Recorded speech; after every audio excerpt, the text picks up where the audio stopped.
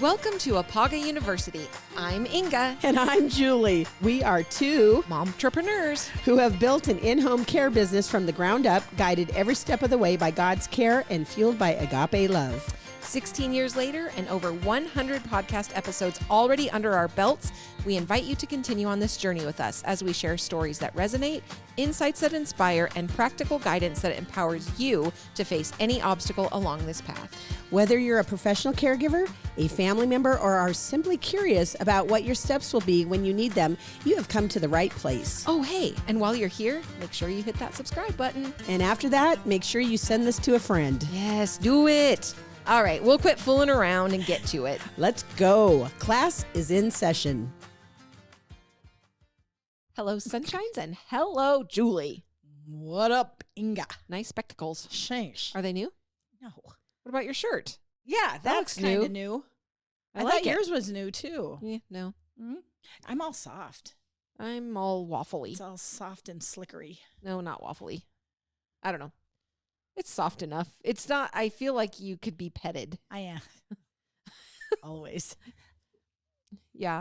Are you going to get distracted in your day and just sizzle? Well, you know, I was a thumb sucker until I was like 10 years old. Yeah. And so anything like Wait, this. I thought, okay. I'm not now. You cry, baby? No, I'm just teasing. Anyway, You're not. You're, so anytime I got something nice and soft on, I'm considerate. But I will it's just habit. I will catch myself like doing this because Yeah. it's up. It feels good right there. Yeah. That's weird. I don't know. Where did these things come out of my mouth? When Sammy was little, she was a sizzler. So she would take her blanket and do this, Uh-huh. and she called it sizzling. Oh, She would cute. put it up by her ear. Yeah. It was just comfort to her. Oh, yeah. Yeah. No, my mom tried to quit me from the sucking of the thumb Yeah. because she had heard that it was going to screw up my teeth Yeah. and that they'd come out and I'd look like a Is it a beaver? parrot Oh. mouth. Oh. I don't know. Anyway, I have beautiful teeth. Thank you very much. At least in front. But anyway, I digress. So I got the old cayenne pepper. Oh, you got all the treatments. I got all of the treatments. And I was like, yeah, well, when there's a will, there's a way, Cheryl. Did you just go wash your hand? I don't No, know what I just. Did Maybe- you ever have like orthodontic work with your teeth, or they're just naturally straight? Yeah, they're pretty straight. Nice. Just natural. I had the old- attribute it to the power of the thumb. yeah. Thumbs up, man. I had a palate expander. Oh. Have you ever heard of those? Yeah. Yeah, they're miserable. I was going to say, sounds like it hurts. I guess it wasn't that bad. And then at some point in my life, I had headgear that had to hook onto the Oh palate. my God. so Do you at have a picture of nighttime- that? No. Come on. No. Jean, do we have a picture of that? Hey, listen, I was telling the trampoline story to somebody the other day. I don't remember. Why ever would you do that? I know, because we're not going to have pictures of me in headgear, and we're not going to have videos of you on the trampoline. Okay, that's fair. Okay, perfect. So that's Throw just- that in my face. That is our Inga. contract with each other, a pinky promise. Pinky. Yes. So we're talking Why about would you even contracts do today. that to me, Inga? That's not even fun. No, I think I did great because I ixnayed the Ampoline tray video. Oh, you know what a little bit of champagne on board will make you do. You know, and the trampoline was just asking to be jumped upon. Yes. Yes. And laid upon and rolled around upon. Champlain. Champlain, man. Anyway, for those of you that don't know the story, We're not telling it. we may have been celebrating some sort of an Apaga victory and with a little Champlain. And I blame that on my sister. Oh yeah, it was great because It was the normally good I'm stuff. not. Yeah, it was good. It I buy had to be very expensive. It was. Yes. Anyway, Julie just attempted to be a trampoline artist, and the children videoed it. And once again, it's built for comfort, not for speed. Built for comfort, not for bounce. Anyway, what would we do? Yeah. I don't know. Oh my. Anyway, but I made him get rid of it See? because that is my promise to you. Oh, Nothing thanks. embarrassing. Whatever. No, for real. Well, some a little, yeah. but nothing super, super embarrassing. I feel like Good you've thing got that was a years plan ago. up your sleeve, like you're gonna try to catch me doing something embarrassing. Whatever.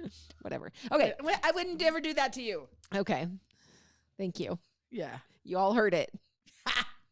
Okay. So verse, this is Ruth chapter 4, verse 7. It says, then he gave Boaz something to show that he was serious. During that time in Israel, when people bought property, one person took off a sandal and gave it to the other person. This was like signing an agreement. Isn't A that sandal, something? not a thong. Not a flip-flop. If you don't know, you have to go back and watch last week's episode. Flip-flop, thongs, sandals. So basically, if we don't have a contract to sign, we just swap a sandal and that, Give me your shoe. Yeah, that will be good and that enough. makes it binding. Yes, Cool. yes, because we are talking about concerning things that we sign. Yep. And a lot of us are at this point, don't even read it anymore. Just like, yeah, we'll sign. It's sadly true. Oh yeah, I consent to those terms. Yeah. Like what are What? I can never get out of this phone contract now for the next 100 years? So well, you signed. Yeah. Yeah. Yeah. Okay. Well, we'll get into that a little bit. But Yep. what did you bring for a good news story? I don't know if it's a good news story, but this lady is crazy. Perfect. Yes. 59-year-old breaks women's world record for the longest time in an abdominal plank position. Holy smokes. Have you ever tried one of those? I tried once. How'd you like it? Well, it was rough because that's when your abdominal doesn't get off the floor. just, yeah, I'm done. One. Those things are brutal, but I think they make you really strong. So how long was it? Well, let's find out. Okay. So a woman in Alberta just set a new world record for the longest time spent in an abdominal plank position, managing 4 hours, 30 minutes, and 11 seconds. I would be so bored. I can't even. So this gal realized that a plank was an excellent exercise to do in a cast after she broke her wrist 10 or so years ago and needed something to do to get her heart rate up. Strangely enough, the previous record was also held by a Canadian. It was 4 hours, 19 minutes, and 55 seconds. So she got her by 12 minutes. That is not a goal I will ever set for myself. Well, this woman comes from a family of these people because she said, growing up, whenever we woke up, our mother had already run 4 miles on purpose. I only run if I have a mad mama cow If you're being chasing my chased. ass. On purpose. On purpose. Yeah. And so anyway, basically her husband said, if I'm going to watch a movie with her, she goes and she watches it in the plank position. This woman, That's she is amazing. dedicated. I bet she just must be rock solid. Oh, Oops. yeah, there's a picture of her. She's beautiful. Yeah. Yeah. So she did her entire master degree planking. So actually what happened is when she was going to university, they said about 20 years ago, she contracted something called transverse myelitis, which manifests in pain and numbness. So I had to look that up. And it's a rare neurological condition where both sides of the same section of the spinal cord become inflamed. Ooh. And it really causes a lot of pain. Yeah, that sounds so bad. basically, it was up in her arms, shoulder, and hands. So that her husband said that dealing with that every day actually allows her to deal with the pain of sitting in an abdominal plank for so long because she's so used to that chronic pain. And so anyway, she was so thrilled with herself. She said it felt like a dream come true. Wow. In my life, that would be a nightmare. But I was cool though. I mean, I was so impressed with her yeah, that's amazing. in a Yeah, weird. because basically, isn't it just where you're like holding yourself up off the ground? Oh yeah, there's a picture of her. She's got her arms straight and she's got.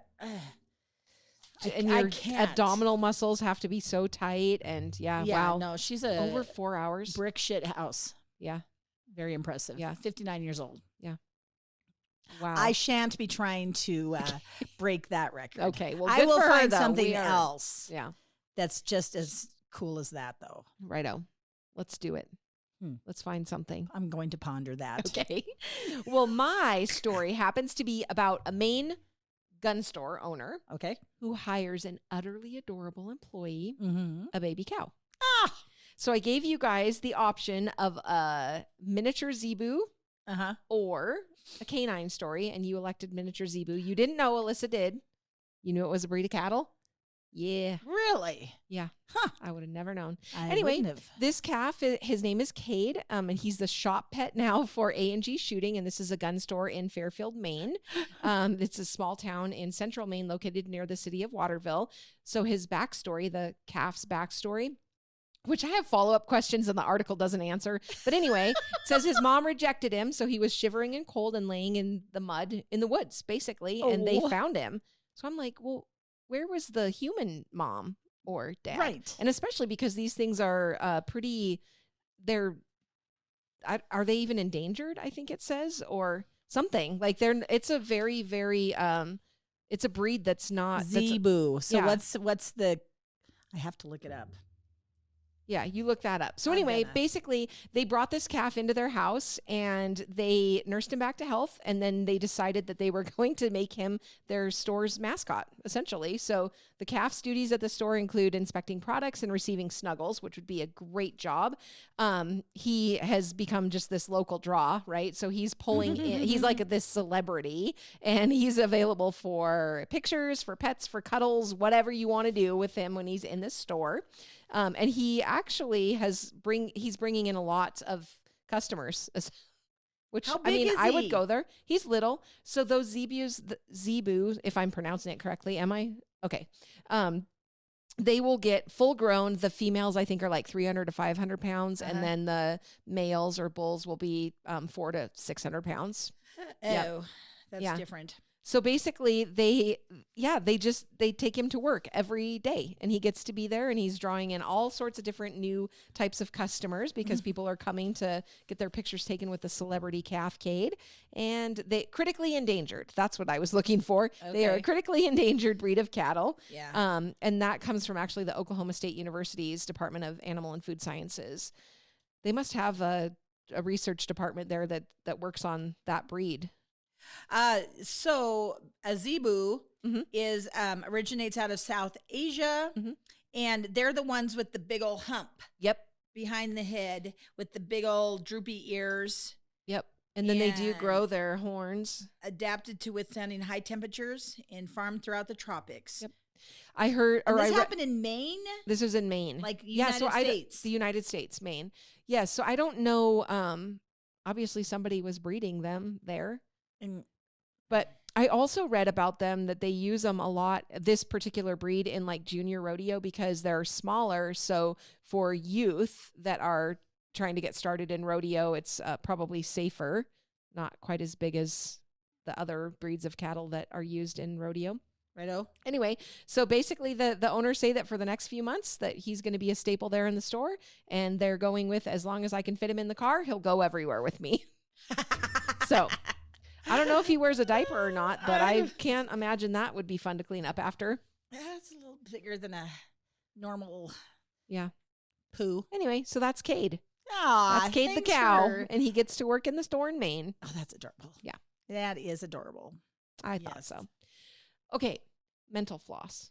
No, just kidding. That's must be where this article came from, but we are going to be talking to you about your signature, signing things, what it means, what it doesn't mean, and we're going to talk about when you're signing contracts, sort of things that you should know about that, and then also situations where the question becomes, do I really need to sign that? Yeah, and actually, I was going through the AARP magazine, and it was in there, and I was like, good thoughts. Yeah. We need to investigate this. Yes. So here we are. Yeah. So this first article actually talks about 8 things that you might not know about signing your name. Right. So something to consider, signing is not always necessary. An example, don't think that forgetting to sign your credit card slip before you leave the restaurant is going to open up a debate about your responsibility to pay. A common contract is just an agreement between both parties. You agreed to pay when you gave them your card. Oh, wow. All a signature really does is make it less likely for you to claim that you didn't consent to the deal later on. Oh, interesting. So that's interesting.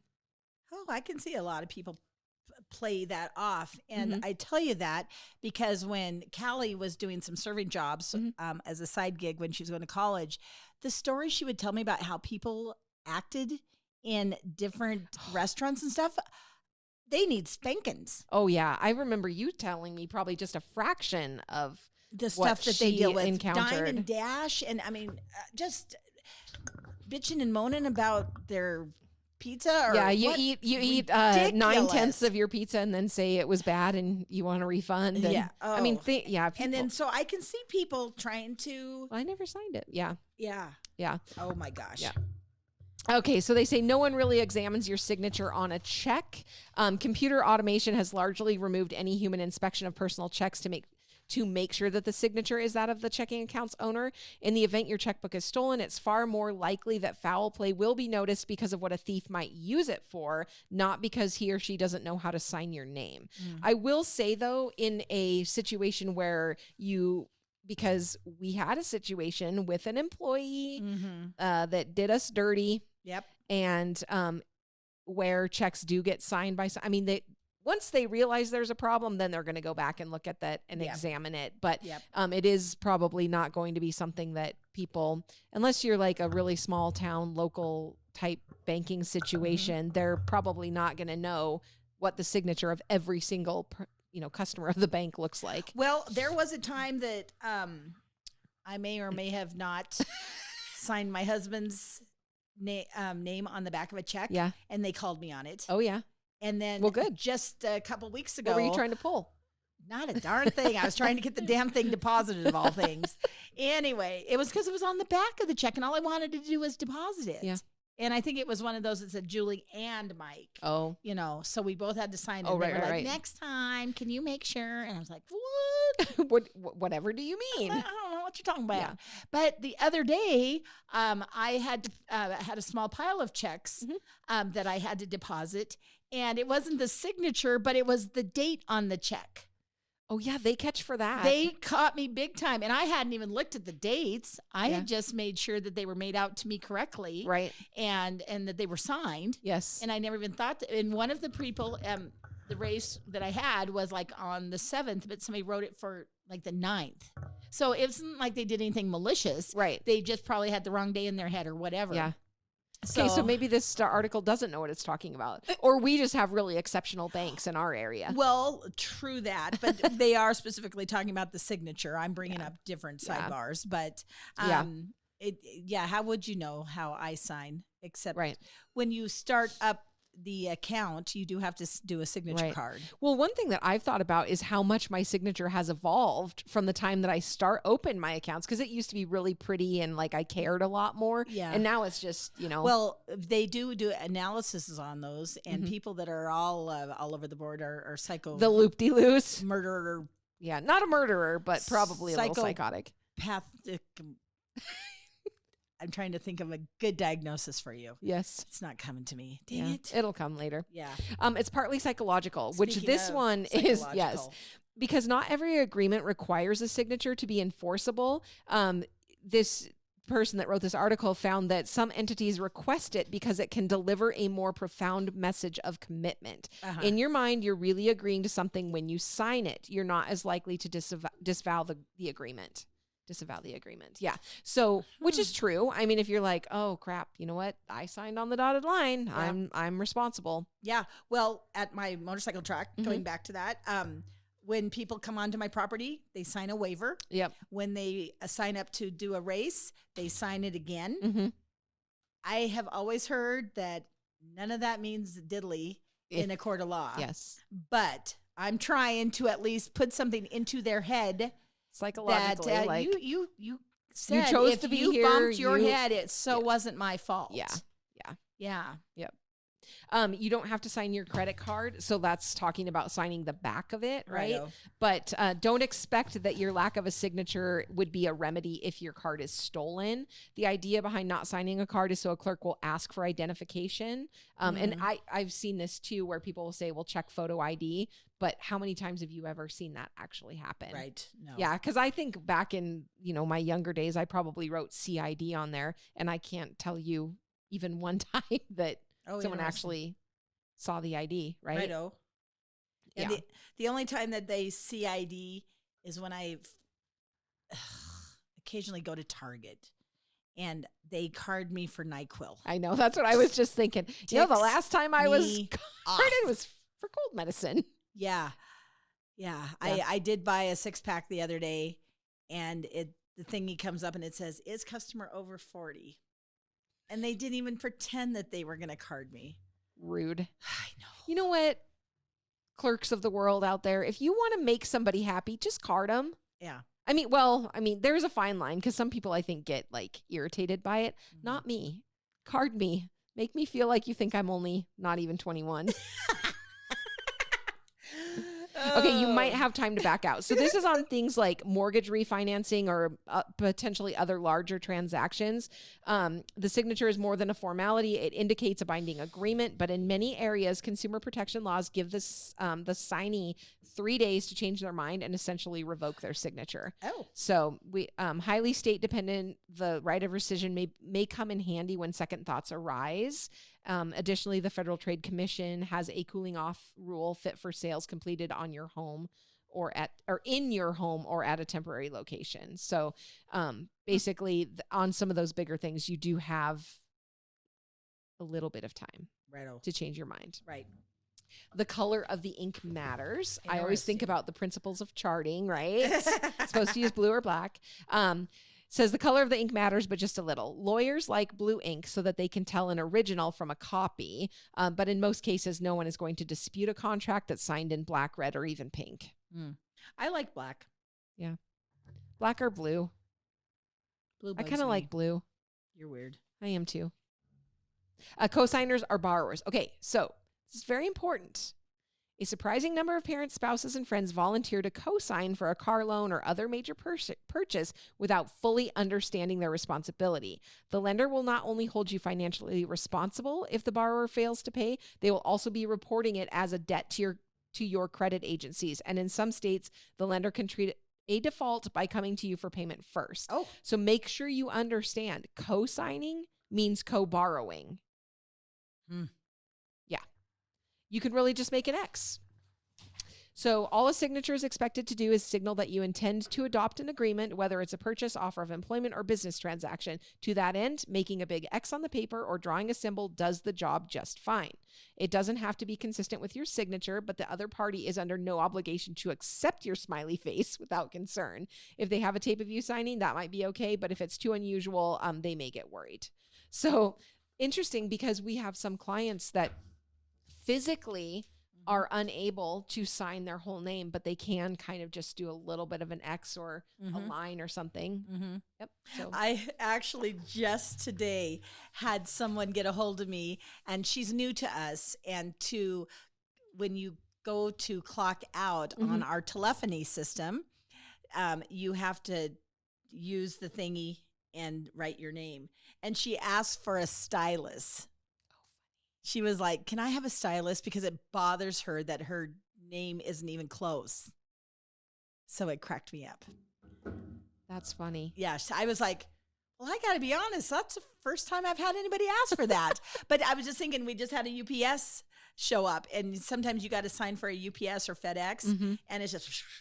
Oh, I know. I'm just make one loop, and I don't even know why they do that, but I guess it's on some stuff it's required. Yeah. Yep. Talk to us about contract signing. Oh, everything you need to know. But basically, there are important things to know when you're signing a contract. When you add your signature to the dotted line, you agree to the terms and to uphold your end of the bargain. Not all contracts require a signature. In some instances, a verbal contract can be legally binding. However, if you want to protect your rights as much as possible, it's good to get it in writing.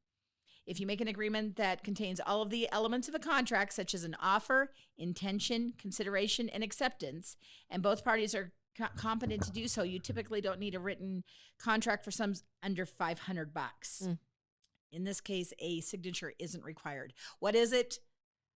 My word is as good as a contract, or my handshake. Yeah. And nowadays, you just can't do that.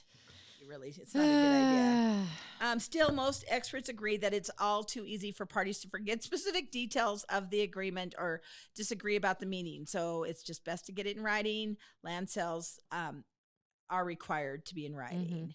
And so your informal writing, for example, a memo scribbled on a napkin, which includes all required elements plus signatures, may satisfy the statute of frauds. This type of signature are unlikely to meet the requirements for real estate forms, however. So anyway, there are so many online contracts. Oh but yeah, there's templates everywhere. However, it's just dumb. Just if you're going to spend some big money or you're going to do something, you probably should also consider legal counsel. Yeah. And basically, like, what does it mean? What does your signature mean? When you sign a contract, you're essentially saying these things: that you've read the contract, that you agree to the contract's terms and conditions, that you intend to enter into the contract, that you're legally authorized to sign it, and that you're mentally competent to sign it. So it's important to make sure that all blank lines are filled in and that you fully comprehend the terms. Get the other party's signature as well, along with a copy of the contract that contains both signatures. If you sign a contract online, both parties will have a legal copy without the hassle of copying, faxing, shipping, etc. But there are some instances where you should not sign, and I'm going to tell you these, and then I'm going to tell you the story. So if it has unfilled blanks, either a dollar amount, an item, or a date, if you are under duress or feel threatened to sign it, if you don't understand something that is in the contract and you wish to review it with an attorney. So I was at a home visit the other day, and the client, we were talking about signing things, and she was very adamant about, I am not going to sign anything that has a single blank space in it, which I understand and I appreciate. And that makes total sense to me. Well, that led into the conversation about this particular assisted living facility that she's in. She has a contract that basically lays out the term, how long she's going to be there, what the cost is, all of these things. And it's got, an end date. Well, apparently this particular facility had been going back to residents and trying to redraft the contract at an increased rate, and people not really knowing were just like, okay, sure, I'll sign it. Oh my so then goodness. they increase their rate, they whatever, and she's like, no, I'm not signing a new contract because right now I have on file a contract at this rate for this length of time. It does not expire until, 3, 4, 5, whatever, however many months down the road. I'm not going to sign a new contract. Wow. And have my rates go up and, the expectations change when I have a contract that says this is what it is and this is when it expires. So I'm like, good for her to know that she didn't have to. I think a lot of times we get in situations where we feel like we have to do something. We have to sign this. And it's really important, I think, to slow down a little bit, make sure you understand what is the intent, what are the changes if you already have something in place, what's the long term. So anyway, that's a great educational story there. Didn't she actually say that it was because her mother told her? Yes, it was her mother told her never to sign any, never to sign it. Don't ever sign anything that everything's not filled in on. Oh, wow. So if there's a blank space, it has to be filled in with something or you don't sign it. That's an amazing story, actually. I didn't realize that they might be kind of pushing the lines of trying to get more money that way. Yeah. You wouldn't think that you'd have to worry about that. Right. Yeah. And I don't know the reasons behind it, but she was very adamant. Hopefully she doesn't get to the end of her contract and they say, okay, well, we withheld this. Ta-ta. See you later. Yeah. The other thing about what does your signature mean? The last one you said was you're mentally competent to sign it. Man, when I'm doing a home visit and I'm talking to somebody about their family's, the loved one's mental capacity, and there are questions about things starting to go wrong there, I'm like, you make sure you have everything signed now, because if that person is deemed incompetent, you've just added it is a bunch nightmare. of problems. Then you need to go back to the disaster planning and no, I'm just kidding. Oh, it's just truly, if you're worried about any confusion or something, or a sudden all of a sudden you get the diagnosis of any dementia, Alzheimer's, or any of those concerns, get on it now. Get that end of life paperwork done and just protect. It's protection for everybody. Yeah. Yep. Yeah. Make sure you read through your stuff and just get copies of it, know what you're signing. And if you need to, have an attorney look through it. Right. Yep. Right. Do I really have to sign that? A receptionist at the doctor's office gives you a sheaf of papers to fill out. As the air conditioning repairman leaves, he hands you a contract. In a spa's waiting room, you're asked to sign an agreement before your Swedish massage. All of these may be presented as routine paperwork, no big deal. But the consequences of filling out forms and signing your name could be very big indeed. You may be weakening your privacy, giving up legal rights, or agreeing to prices and charges you never dreamed you'd have to pay. So what should you do before you have pen in hand? When can you decline to sign? And so here's going to be some tips.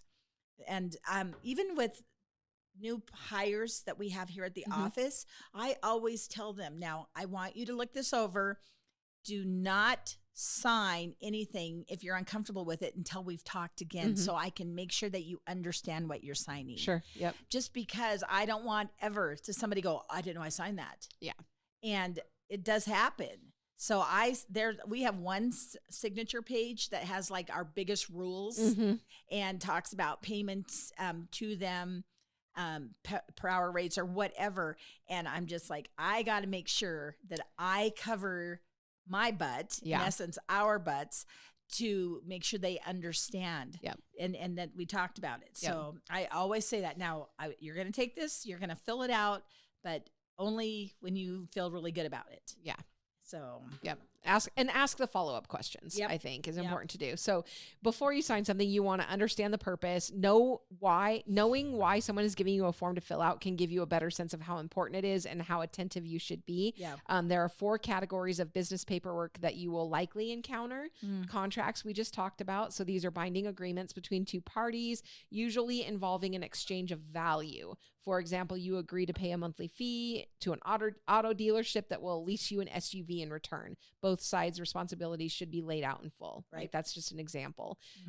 Liability waivers. So close behind in importance and often part of a contract, these limit or eliminate your ability to make the other party compensate you for any adverse outcomes from using its product or service. Disclosure forms. Once you sign, these acknowledge you've received certain information, usually legally mandated information, such as an advisor's possible conflict of interest or your legal rights in particular transactions, and then information forms. So these are requests from businesses for information about you. The idea is that they're meant to serve you better, right? So examples would include health assessments from a doctor or a registration card for a new product. Prepare to face limited rights. Almost every contract you sign with a major corporation will require you to give up your right to sue in court. Instead, whether it's a nursing home, car dealer, or cell phone company, you'll have to submit to a non-judicial binding arbitration. Okay. Then basically an exception to that would be mortgage lenders are prohibited from requiring arbitration. So contracts for companies, big and small, will also have clauses limiting their liability. I mean, so much of it is like making sure that you agree to pay and I agree to take your money and that you agree not to sue me if you don't like the outcome of giving me your money. Right. Well, let me give you an example of me as a co-signer just recently. Yes. So when Callie went to Arizona State University, she went and found an apartment down there. Well, I'm going to co-sign because as a student, she's not making enough money to be able to cover the rent. So they wanted to make sure that the rent was going to get covered. So I did my thing, my application portion of it and such. And there was one time, and I remember having this conversation with her. She's like, okay, for the deposit, we can pay extra month's rent, or we can pay $36 a month. And the way that she had explained it to me, and of course I didn't stop to look it up, but what her understanding, it became my understanding, was that instead of however much, $1,200 a month or what extra that we would have paid for the deposit, the security and damage deposit, we just paid $36 extra, which I thought would then add up to the original deposit. Well, it did not. So instead of a security, you just paid $36 extra a month. So then when she went to move out, she did not have a damage deposit. So they came back to her and said all of these things were wrong with her apartment. And now she owes that money. And I was like, just keep the security deposit because it really wasn't that much. And there should have been some money still in the kitty, because you'll get whatever back if you don't have the place damaged and stuff. And she had not. Right. So we thought we'd be getting money back. little did we know that there was no money to be had, and it was going to actually go in the wrong direction. So then Callie calls them and says, hey, I don't understand this. I go, oh, you signed it. You paid $36 a month more to not have to pay a deposit. But now you still pay for But now you still need to pay for all of this stuff. Huh. Yeah. So anyway, that was interesting. Huh. And that was just recently because she moved back and you know, and there was that. Jeez. So, got myself in what trouble. You're signing, man. Yeah. Well, I just was like, I'm just co-signing. Hey. Co-borrowing. Co-borrow. So it's important to get promises in writing. If something isn't written in a contract, it doesn't exist. In fancy contracts, there's always a clause that says this represents the entire agreement between the parties. That means that all the stuff the salespeople tell you ahead of time is unenforceable unless it's in writing. Yeah, so that's a bummer of a deal. So make sure it's there. Check that a contract reflects your agreement. So if someone has agreed to charge you $5,000 for roof repair and you look at the contract and see $7,000, then don't sign it, right? And that happens. Don't sign what you don't understand. Yeah. Very smart. So if you're stumped by the language in the document, you need to ask somebody for help. People who gave you the contract can't give you legal advice, but they can explain what a passage means. If you're at a doctor's office, ask the receptionist, who will either have an answer or can refer you to an office manager or compliance expert for further clarification. Be stingy with information. So if, as a part of a contract or disclosure form, you're asked to provide information that you'd rather not give out, say social security number, phone number, email, feel free to challenge or simply ignore it. So unless the contract demands it, you likely have no legal responsibility to provide that type of information. Right. Just depending on what it is that you're signing. And then shop around. If there's something in a contract that you don't like, try to negotiate it. And if the other side is not willing to negotiate, shop around. There's no reason why you have to waive your rights. And if, like an example, if an automobile dealer is putting the pressure on you to sign the contract that isn't spot on, isn't the only person, they're not the only person in town that you can buy a car from, right?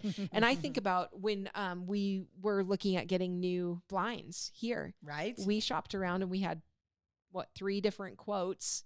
And to be very honest, the one that came back the least expensive also was the person that I felt like gave the best customer service, did the best follow through. Yep. And that's the direction that we went. But it was that quote. One of the other ones was double. Wow. Yeah. So anyway. Wow. You don't have to always go with the very first one. No, you can shop around. Really a bad idea. Even like we say in home care, like we encourage people to call around and you want to feel good about who you're dealing with, right? Yeah, exactly. And it's not always that it's the cheapest. That's not always the best route. In this particular case, for us, it ended up to be just because the individual, like when I called, he always answered. When I said I needed something, he was here within 5 minutes. So I'm like, that's the type of service that I'm looking for. Right. Yeah. Awesome. Cool. So consult a lawyer for some big jobs, know when to walk away, kind of what you were talking about. Yep. And take action if you feel that you have been taken advantage of. Just don't sit there and take it, especially if it ends up being a bunch of money. Yeah. Stop the bleed. You can walk away before you sign. Right. That's a good one. Cool. Yeah. All right. What are we learning? Well, so this is more of a little story. Okay. Instead of my usual words. So an atheist was sitting next to a dusty old cowboy on an airplane, and he turned to him and said, "Do you want to talk? Flights go quicker if you strike up a conversation with your fellow passenger." The old cowboy, who had just started to read his book, replied to the total stranger, "What would you like to talk about?" "Oh, I don't know," said the atheist. "How about why is there no God and no heaven, no hell, and no life after death?" As he smiled smugly. "Okay," the cowboy said, "those could be interesting topics, but let me just ask you a question first. A horse, a cow, and a deer all eat the same stuff, grass. Yet a deer excretes little pellets, while a cow turns into a flat patty, but a horse produces clumps. Why do you suppose that is?" The atheist, visibly surprised by the old cowboy's intelligence, thinks about it and says, "I have no idea." To which the cowboy replies, "Do you really feel qualified to discuss God, heaven, and hell, or earth, life after death when you don't know shit?" Good one, Jules. Oh, Good one. I couldn't pass that one up. That was a must share. Must share. Awesome. Well, thanks for talking contracts today. Yes. I thought the old grandpa saying in there was, do you know what you're talking about? Do you really? Are you qualified? Are you qualified? Nice. All right. Peace out, Girl Scouts. Have a good day. The Caregiven name is a registered trademark of the Veritrust Health Incorporated Company. IPAGA is not connected to, affiliated with, or endorsed by Veritrust or any of its affiliates.